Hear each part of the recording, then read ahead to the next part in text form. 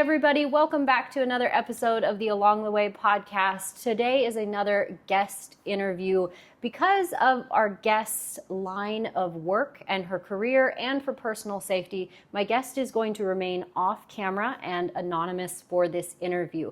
Before we jump into it, because I think you guys are going to find this episode incredibly interesting and informative when it comes to world culture and the place of the church in the world, I want to take a moment to thank my sponsors, Jackson and Hyde. You guys, as always, Jackson and Hyde creates absolutely show-stopping, sustainable, and one-of-a-kind leather products. If you're looking for a great gift or to just treat yourself, be sure to go check out Jackson and Hyde. The description of this episode has a link that you can click, and if you use the code along the way, you'll be able to get 20% off your first purchase. So with that, let's hop into this interview, and I hope you guys enjoy it as much as I have enjoyed doing it.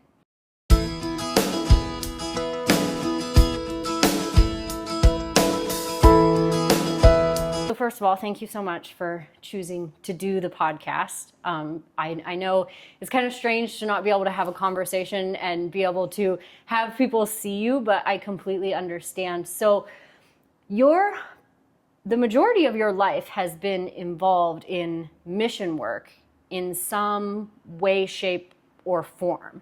So I think I kind of want to just start at the beginning in the most anonymous way possible, talking about your family's involvement with the church and mission work and how that evolved into you creating a career out of that in your later adult life.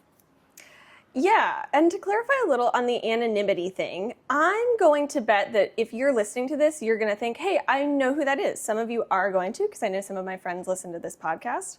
Mostly keeping my face and name off the podcast just makes life easier for me later. It's not like this is some sort of high stakes situation or my current employment means that I can't be seen or known. But it's mostly just to keep me from being searchable. Because I actually have lots of friends working in parts of the world where it's important that nobody associated with Christianity or having a career to do with Christianity is kept separate from them. So it's more for my friends' safety than for mine. And it's a lot easier to keep yourself off the internet than on it. So if you're like, hey, I know that girl, I'm sure that you will. Right. It's just to keep me from being searchable. Yeah. No, that is really interesting because I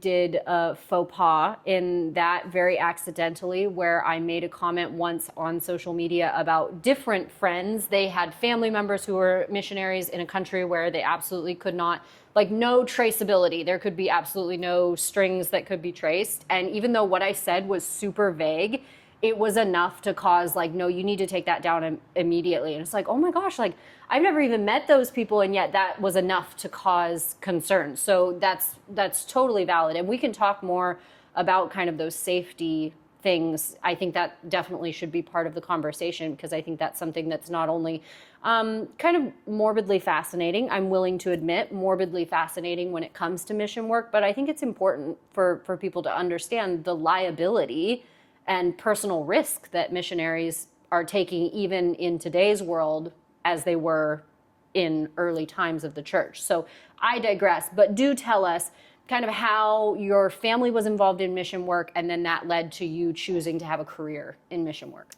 I think the short version is that I swore up, down, backwards, and sideways that I never wanted to be a missionary, never wanted to work in ministry at all. And I think the Lord sort of laughed at that. That's a pretty common story for a lot of people I know working in ministry is they said, oh, never going to do that, couldn't be me, and ended up there.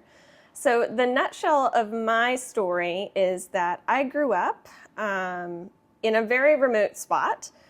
In the U.S., there wasn't much going on, and my parents actually didn't become believers until I was about 4 or 5 is when I really remember that becoming a reality for them, and it changed a lot of things, and my dad actually ended up going into ministry full-time when I was 7, and so we moved from middle of nowhere to inner city Baltimore, Maryland, across the country.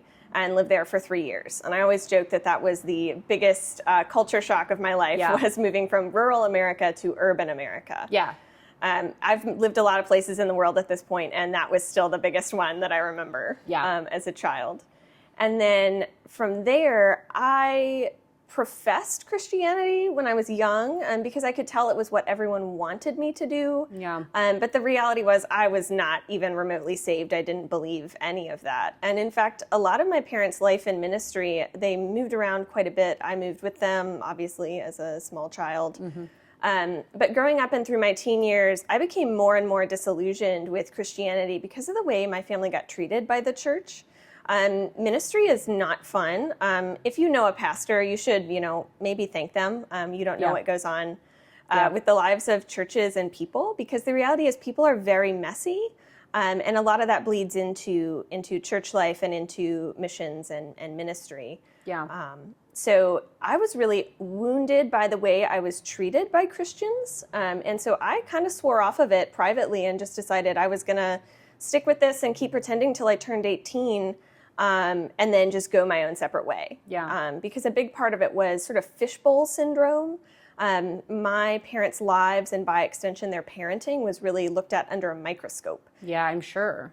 And I wanted to keep them from more harm, from more sort of bad reputation, as it were, as frequently happens with folks in ministry whose kids, don't toe the line to other people's preferences.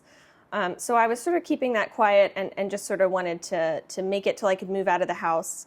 But I remember when I was about 15, I had started to struggle with depression and anxiety, and life just wasn't really great. And I remember praying pretty flippantly, because I never really disbelieved that God existed. I just didn't know I wanted any part of the church. Right. Like you knew, like, oh yes, I've seen the evidence that this is real. I'm well aware of it. And yet I feel disconnected from it. And I'm just okay with being disconnected from it. I think I don't want to say it's common but like, I remember feeling that as well, as someone who grew up in the church as well. I kind of had that feeling in my young life where it's like, yes, I know this is real. Like I've seen wonders and all kinds of things, but I'm kind of okay with just not caring at this point. But yeah. Yeah, and I would say it's something that I see, that same sort of feelings and attitude that I had, really cropping up in a lot of the deconstruction movement that's happening right now. And I think a lot of that is similar feelings of, very legitimate hurts that have come from within church or religious settings, and people reacting to that. And so I just remember when I got to be about 15, things had gotten pretty not great with my sort of feelings of depression. And I remember very flippantly praying to God and saying, if you want me, you're going to have to come get me, because I'm not getting there on my own. And over the next perhaps a year and a half, from the time I was in the later part of 15 into maybe 17, I remember we got to move away from where we were, which was part of my bad situation. And the Lord started putting people in my life who made a big difference. And I remember thinking, wow, I really want to buy into this. Yeah. And I did not have some grand conversion experience, but I remember looking around when I was tail end of 16 and 17, and really for the first time being very convicted of sin, and really understanding that as a Christian you needed to be different, and also realizing that I wanted a relationship with Christ. And I firmly believe that is really an answer to that very flippant prayer of an angry 15-year-old saying, God, you're going to have to come get me. And he really did. And there was a lot of providential relationships and moments within the next year and a half that I think led to that. Yeah. Yeah. And so then at what point, because I mean, I know it wasn't technically labeled mission work, like when you were like 18 and you first went abroad, but like, I think in broad sweeping statements, I think it would be considered. So at what point did you say, like, not only am I ready to leave home and travel the world, but like I'm going to leave home, travel the world, and I'm going to do kingdom work. I'm going to be a part of whatever this is that I'm being called to. Because I mean, I think some people experience that at a young age, but at the same time, most people choose a more traditional route. They go to college and they do that, as to where for you at a very young age, 18, if I'm correct, you packed up and left and started this journey. So what prompted that decision? Yeah, that's quite funny. And it's almost funny to hear it put that way. Because first, some backstory, my dad was in ministry my whole life. And so I was sort of his unpaid, occasionally paid, I will say, intern a lot of the time. Right. And so I had a big background in ministry, and particularly in like creating curriculum and some of the nuts and bolts of things. And I really like systems and organization. But the honest truth of how I got started in overseas work was I couldn't decide what to go to college for. Right. I feel like there's this big pressure when you're 18 of like, no, pick the college major that's going to get you exactly where you want to go in life. And I could not make a decision. I did not want a traditional college experience. So I decided to take a gap year, and ministry was the easy path, right? Because I'd been doing that all of my teens. And so I basically looked around for some different opportunities. There's lots of different types, and I can get into that a little bit later for those looking to kind of go down that route, or at least see what it's like. And the story with 18 was I ended up moving to Ireland as part of a gap year program.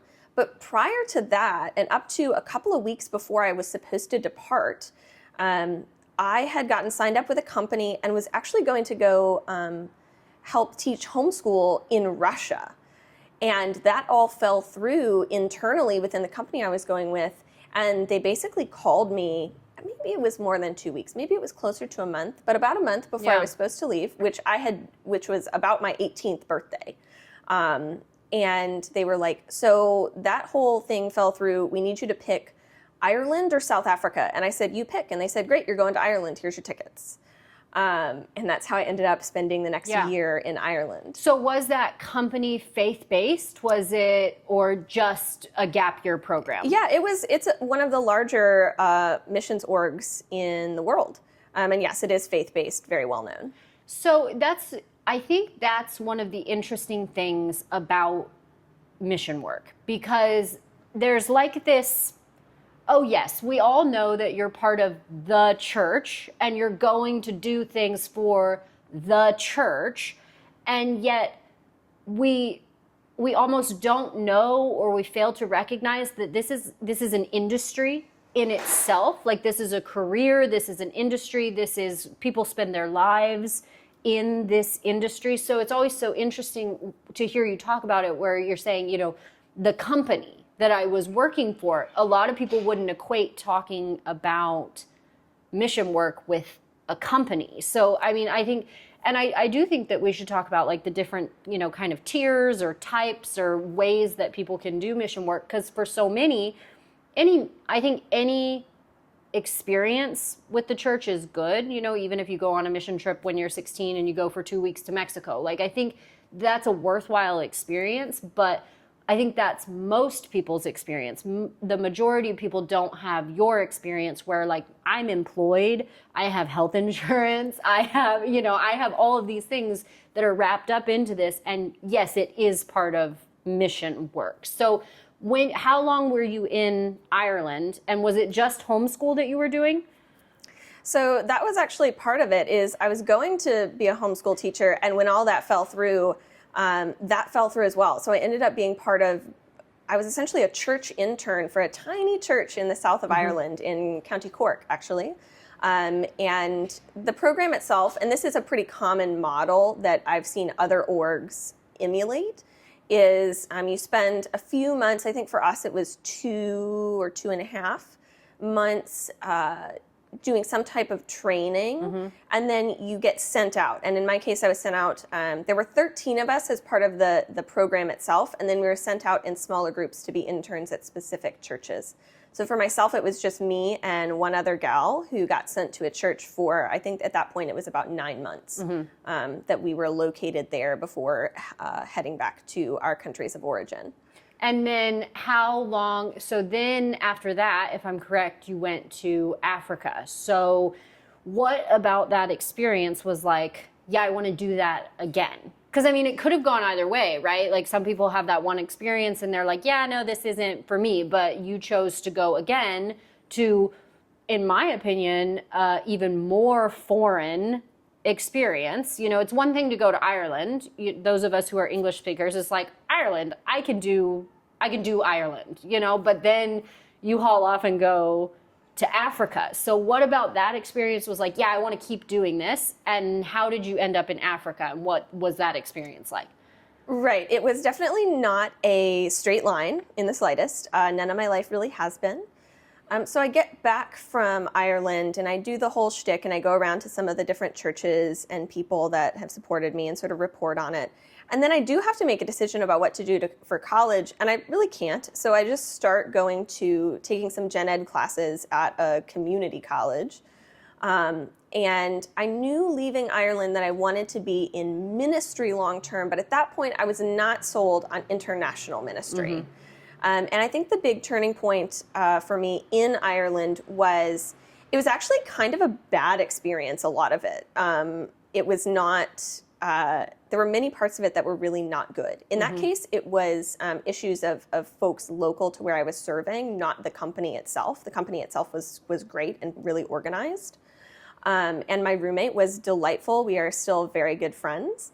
And in that case, but my experience with who was directly supervising me there was not great. And so I didn't want to continue doing that exactly. But I do know something that was kind of funny about the pairing of myself and my roommate is when we first got paired together, neither one of us were super happy about that. We both have very strong personalities in the opposite direction. But what I came to find out was I had spent a long time in the church being a great hypocrite. And so I knew a lot of the really Christian-y answers, and I knew quite a bit of sort of systematized theology.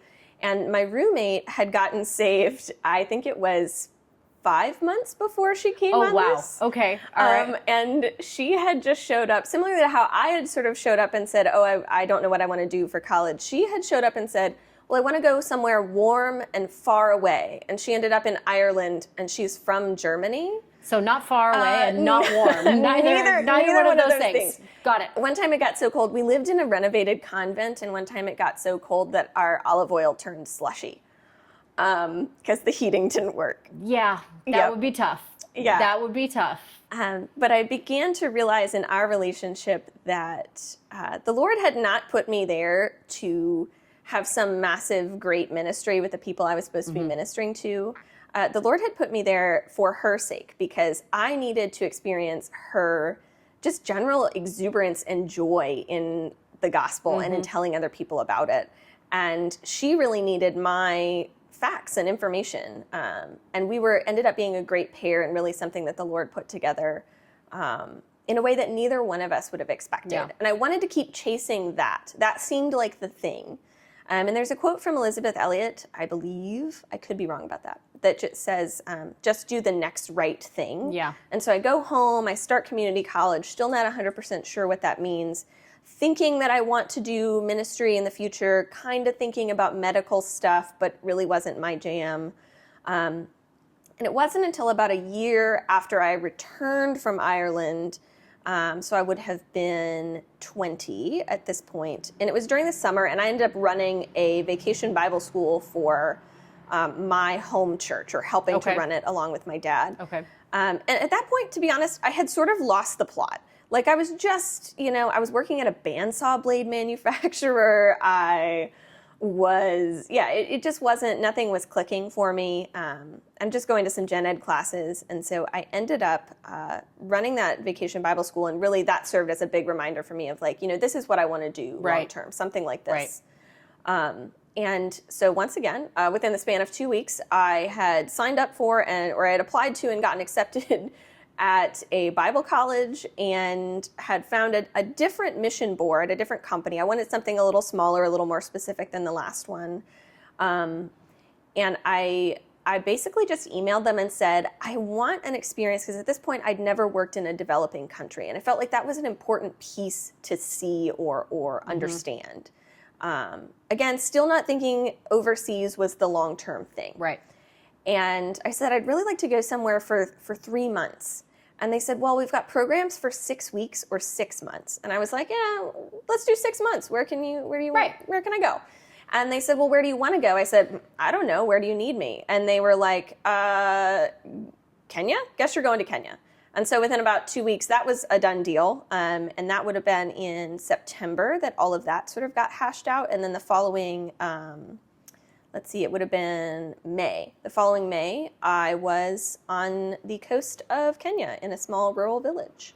Yeah, and you were essentially, that's when you kind of did the homeschool Yes, that's when I type things. became a homeschool teacher, which, by the way, big plug, if you have any interest in overseas missions and are kind of inclined towards children and or teaching and or have a teaching certificate, that's a really big need that pretty much every company out there really wants. Right. And it's a great way to have sort of almost like a surrogate experience, if that makes sense, of you don't have to jump in with both feet because you're joining a family that already has. And that can be really, I think, helpful for a lot of people. And your family that you joined, they were the active missionaries that were building a church or planting a church in a community, and then you came and you were homeschooling their children. And if I remember correctly, they had a mess of kids, right? Yes, they still have. They have 7 kids. 7 kids, And I was responsible for most of the education of the 5 in the middle.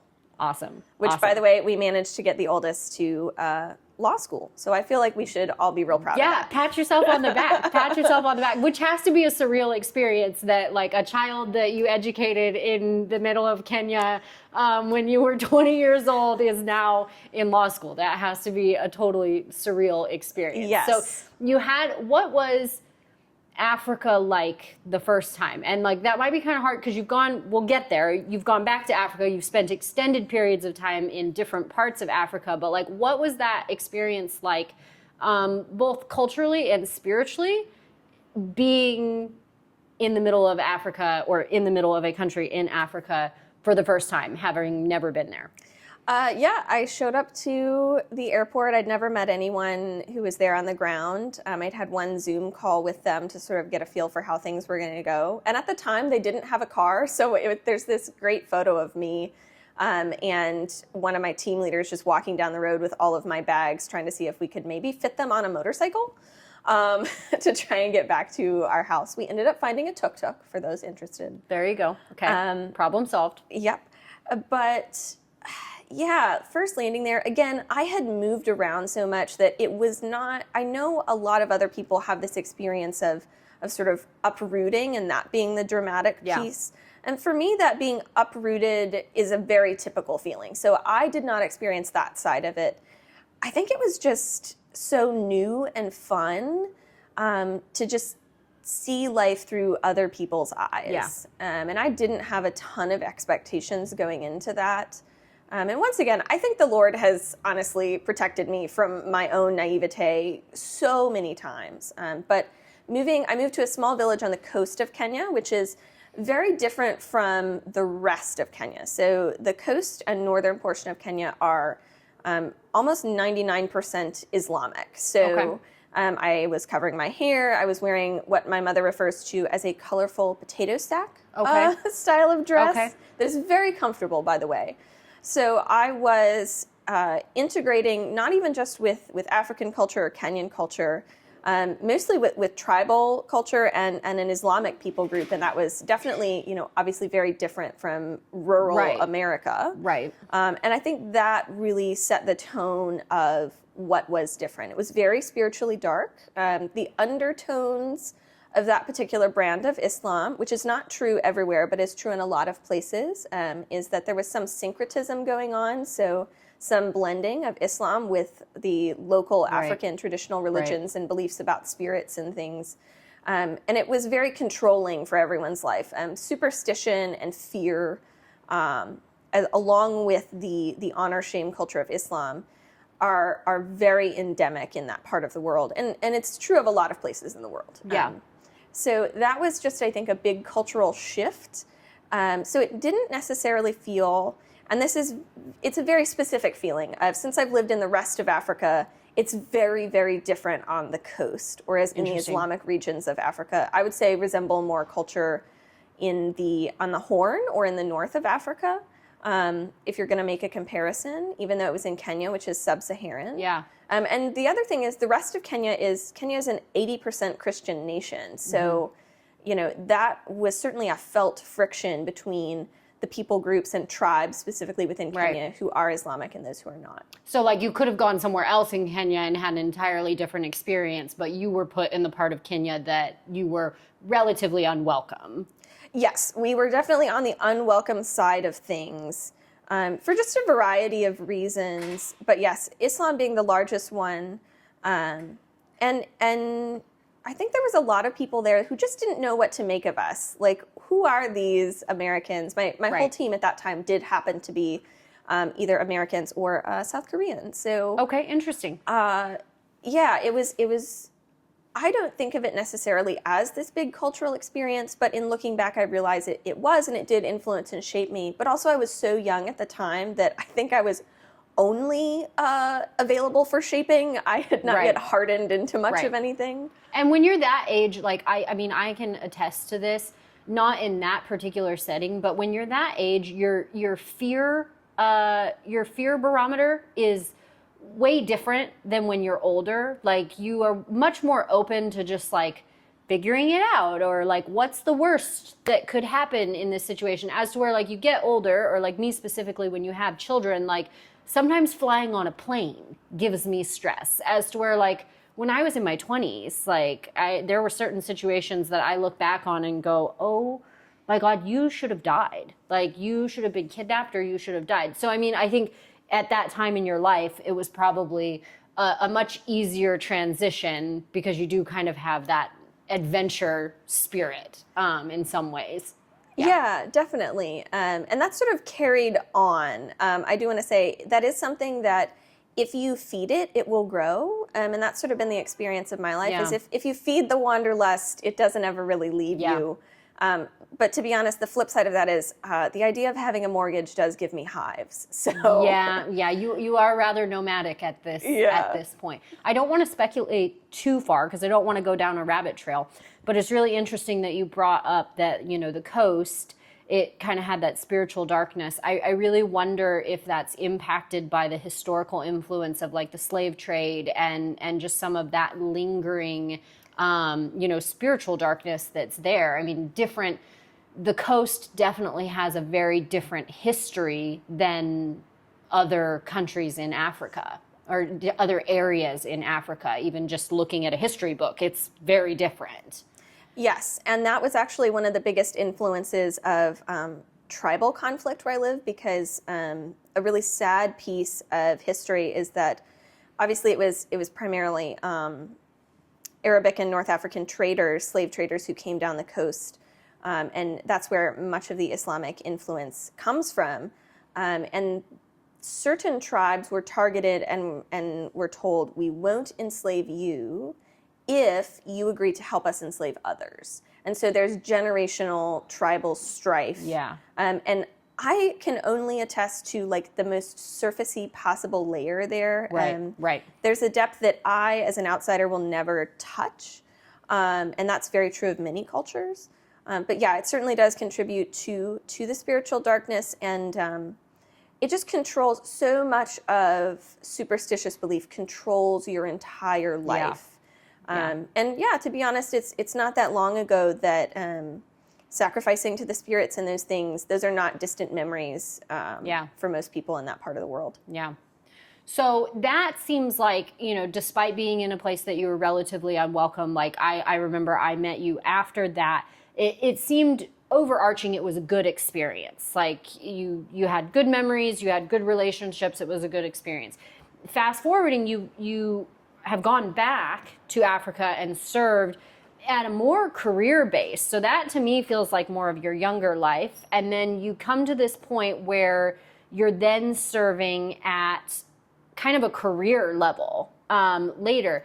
And this experience wasn't as good. So what about your most recent revisit to Africa and serving in Africa was different this time?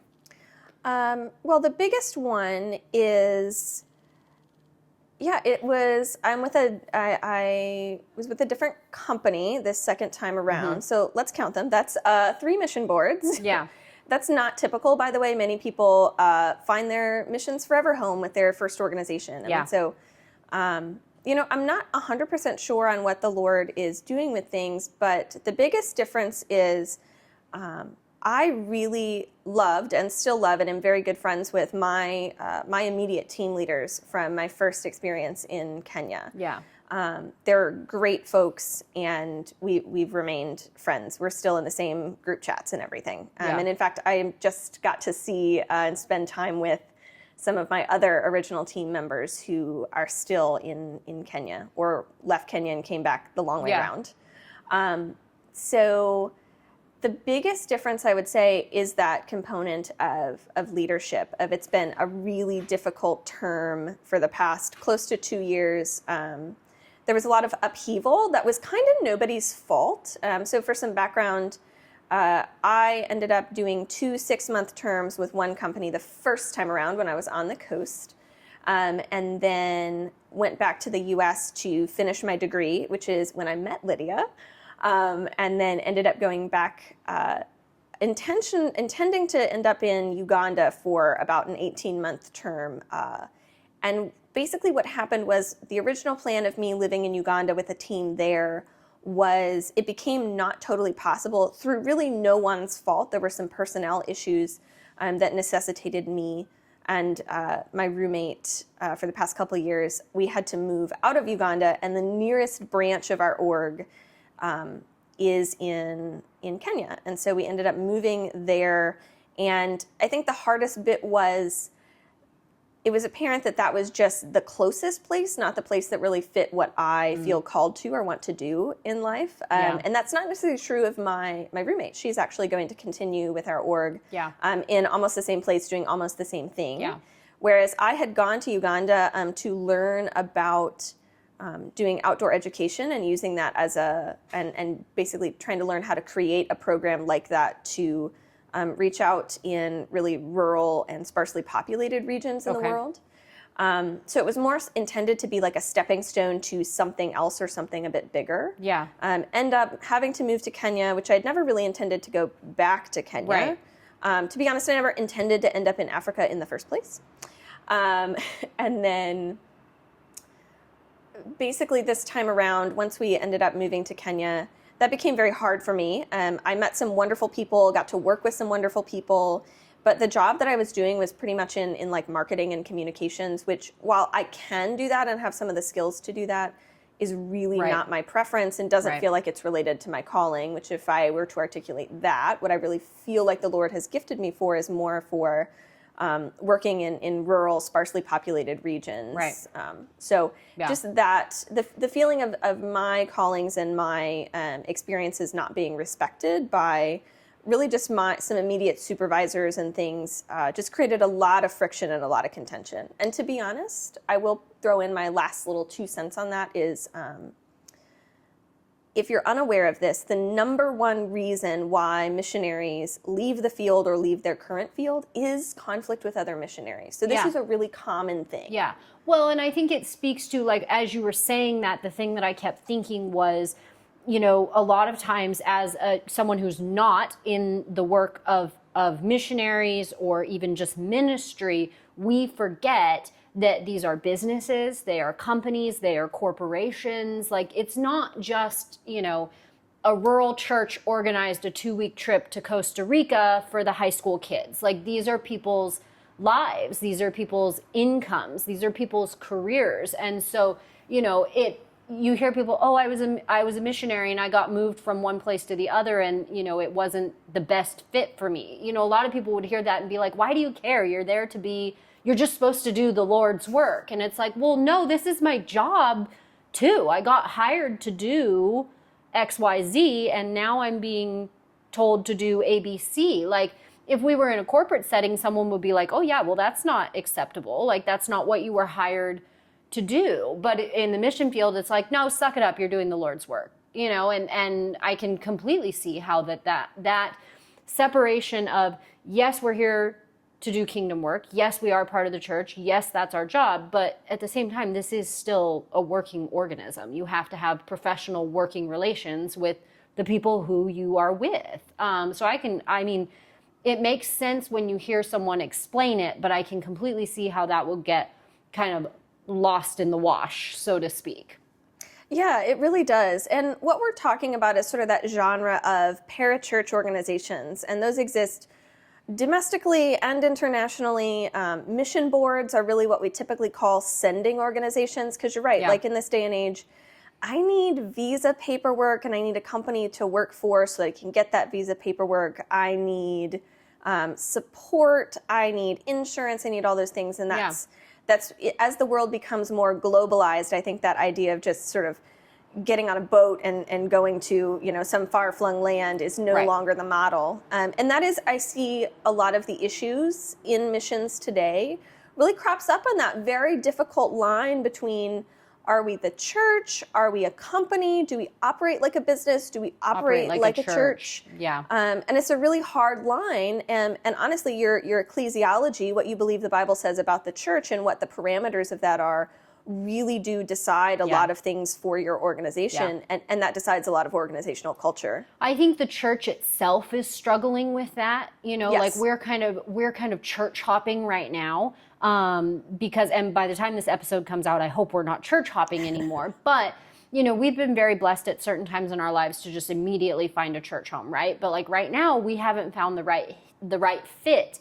And it's interesting because every church has its own feel. And there are some churches that feel very corporate. Like we're almost forgetting that we're a spiritual house. Like we're the family of God. Like we're here to worship. And we're focusing more on the fact of like how many butts are in the seats, how many tithes are coming in, what's the spring production going to be, how much are everybody's salaries. And it's like, we need the blending of the two. Like, yes, the church has to function as an entity, but like also we have to function at a spiritual capacity as well. I can't imagine how difficult that must be from top to bottom, regardless of where you are in the structure, keeping those two things both separated and together simultaneously. I can see how that would be difficult. Absolutely. Yeah, and if I were to offer like an opinion or maybe a Goldilocks type situation, because I think everyone has an opinion on it, and everyone sort of, I don't even want to call it takes a side, but everyone has like their brand of what's comfortable for them, which is why I encourage people to reach out to like lots of different parachurch orgs if that's what you want to do, because you have to find the right one that's the right kind of fit. But the real issue is in this idea of spiritual authority. It's a really kind of scary thing for an organization to suddenly say or participate in your sort of spiritual authority structure when that should belong to a church. Yeah. So if I was to say, hey, this is what I really want, I want my church and a local church where I'm going to be the ones holding spiritual authority over me. And I really want that sending org to take a little bit more of a backseat to things. Right. And I think that's the model that we see in Scripture, where you have, missionaries or people generally being sent out from churches to churches. And so that church-to-church model is really, I think, what is most biblical and works best in the long run. But there's such a scale between, a sort of an organization that helps you do that and like an NGO that happens to have a faith basis. Right.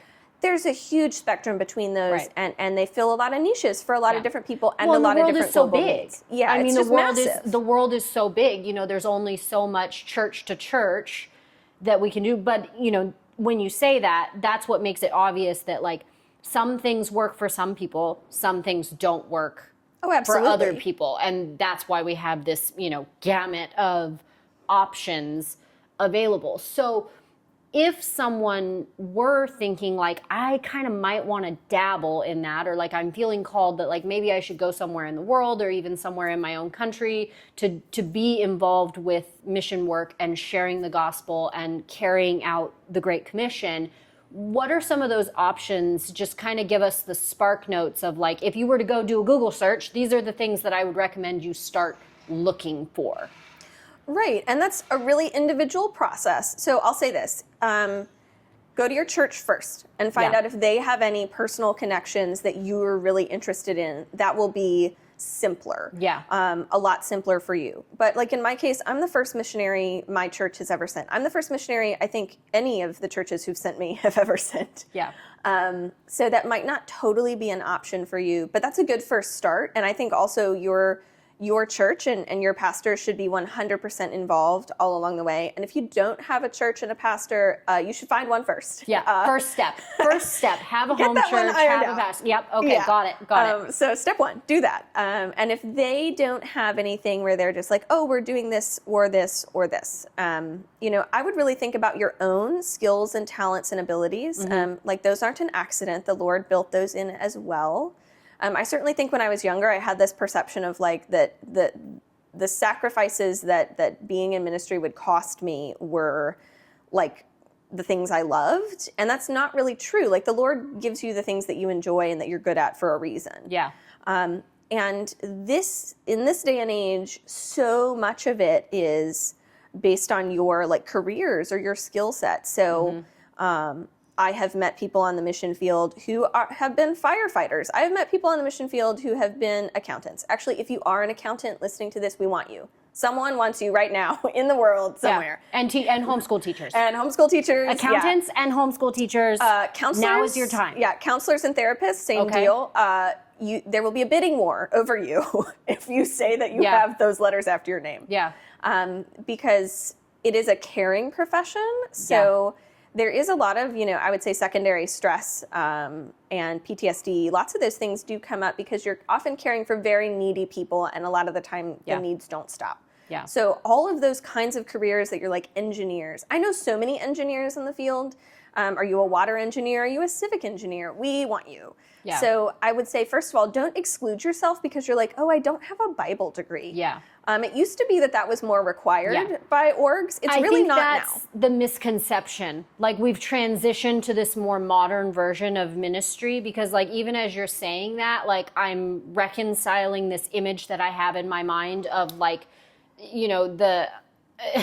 I'm reconciling this image of like all missionaries are going to plant a church and you need to be a pastor and you need to be prepared to at all times be sharing the gospel very overtly as to where it's like, well, no, a water engineer is sharing the gospel as well. It's in a more civic way, right? So I think that's like our modern view of mission work has to change to it is more career-based. It's where are your skills? Where are your talents? Like, if you decide you want to go serve, it doesn't necessarily mean that you're going to be building a church or being a pastor in some remote place that nobody has ever heard of. Like, you could just be going somewhere to be an accountant.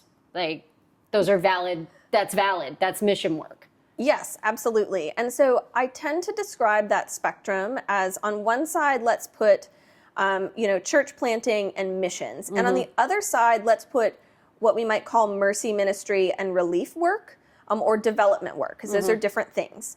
And you might fall anywhere on that spectrum. I do think that it's somewhere on that spectrum you stop being a missionary involved in like gospel work. You might be supporting gospel work, but you are not actively involved in the work of the church. Makes sense. I think that's fine. That's great. That might be your calling. I've met lots of people with that calling. So if you're on this side of, hey, I have these really tangible skills and I really want to serve people and help people because I love Jesus, you have orgs like Samaritan's Purse that does primarily that. They're a big relief development agency.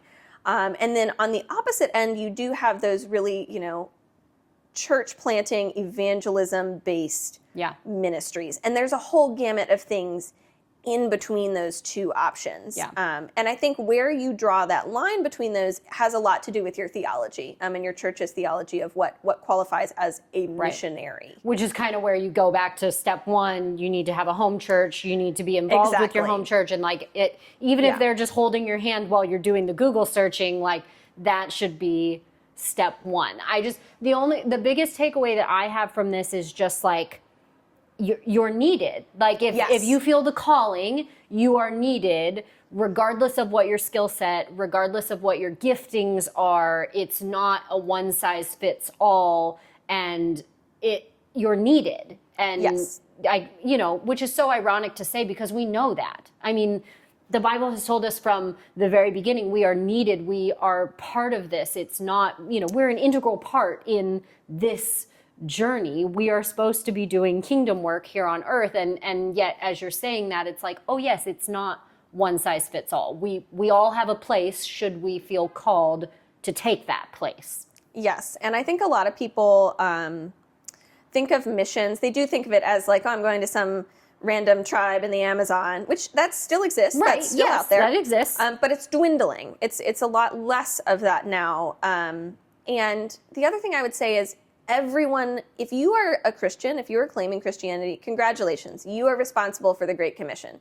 You're responsible for the going and the telling and the making disciples. Yep. And I think that there's a really good quote, I believe it's from William Carey, again, my quotes might be off, who said, you can either go down in the well or you can hold the rope for the one who is going down in the well, but either way, there will be scars on your hands when you're done. Right. And so there is a sense in which we all have a very real buy-in to the Great Commission and to taking the gospel to people. If you're a believer, it's not an option. Like, it's not optional. And many people, like I think, Lydia, you would articulate this about yourself, that you would say, I feel really called to send people and to use my resources to send well. Yeah. That's something that's big for us. Like Kenneth and I, neither one of us at this point in our life feel called to go.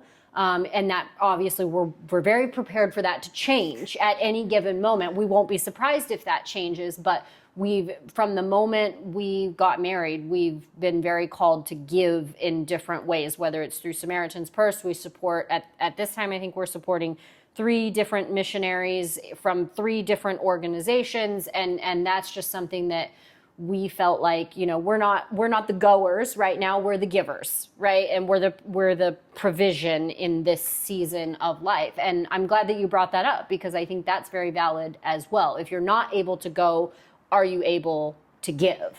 Right. And I think there's some soul searching that maybe needs to happen a little bit more, because there's not enough of me.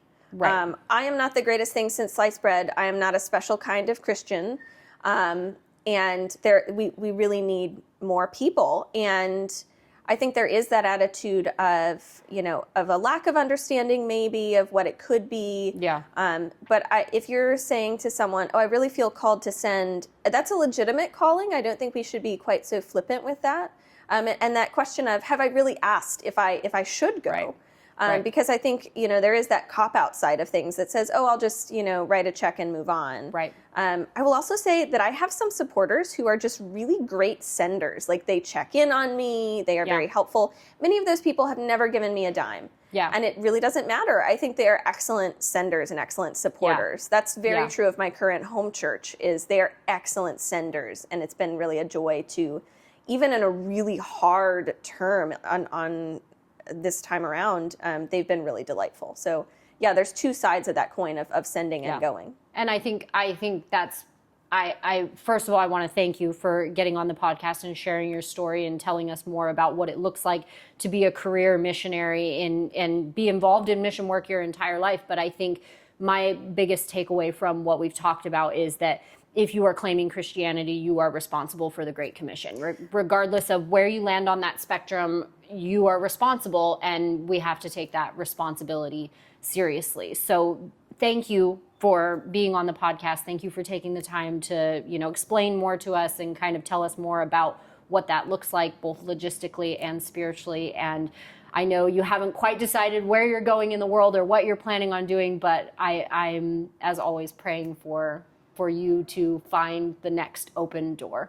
Yeah, and thanks so much for having me. It's been delightful. And I think my big motivation for being here and talking to you is to say that, if you have ever in your life had an inkling of, oh, maybe that could be a thing, it is, and it's really attainable. I think it feels like, a whole other planet to people, but it's really not. And whatever your life looks like, whatever your situation, there is space for you and what you have to do. Absolutely. So, it takes all kinds, and we're all a part of it. Yeah. Awesome. Thank you for being here.